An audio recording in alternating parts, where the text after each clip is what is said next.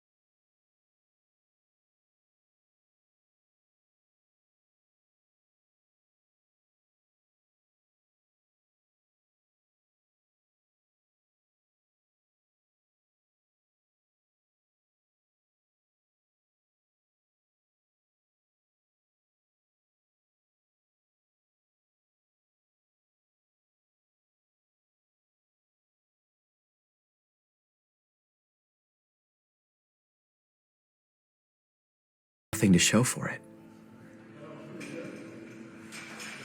So here I am, I'm going to the gym, and this really tall guy comes up to me, and he looks at me and he says, I've been watching you, and we're about the same age, and I just want to know, what do you eat? And I said, okay, well, you don't really want to know what I eat. He's like, what, burgers and pizza and whatever you want? And I was like, no. I'm like, well, I eat a plant-based diet. So the next day I come in and I look at this guy, and he's over at the other side of the gym, and I'm like, I kind of feel drawn to this guy. I want to go ask him a question. So I walk over and ask him, I said, hey, what do you do, by the way? And he goes, I'm a pastor. And for some reason, that sparked something in me. And so I started asking him these questions, and he'd give me these really concise answers. And then I'd go home and I'd say, honey, I had this interesting experience at the gym, and we talked a little bit about Christianity. We talked a little bit about, him being a pastor and what he does. So one of the biggest things that my wife was having trouble with was, how can she be Jewish and believe in Jesus? Because everything that she'd heard up at that time was, Jesus is not for the Jews. And so she was wrestling with that, and she came upon videos from One for Israel, videos, testimony videos of Jewish people coming to faith in Jesus. And my son would come home and he's like, yeah, I just had these great experiences about learning about Jesus. And we were like, something's going on here. And so I went back to the gym and I saw this other guy on the other side of the gym. I was like, he has something in him that I want. He looks happy. There's a spark in him. So I went over and I introduced myself, and he goes, can I pray for you? And I said, okay, why not? And at the end of the prayer, he says, in Jesus' name. Day after day, I kept coming back to the gym, and I had this desire to look for this guy. And I would go up for him specifically for prayer. And every day I said, in Jesus' name, I started to feel like something was happening. And what I realized over time was that peace, it wasn't the absence of something. It was the presence of something. Or should I say, someone. When I heard the name Jesus, when I heard the name Yeshua, when I started to study and read about him, when my family went out into the world, had experiences that were related to Jesus, and we came home, we felt life. For the first time, we felt life. And it was at that moment that my wife and I, we got on our knees and we gave our lives to Jesus, Yeshua. And I knew that Jesus was the only one. The only one. And it was at that moment,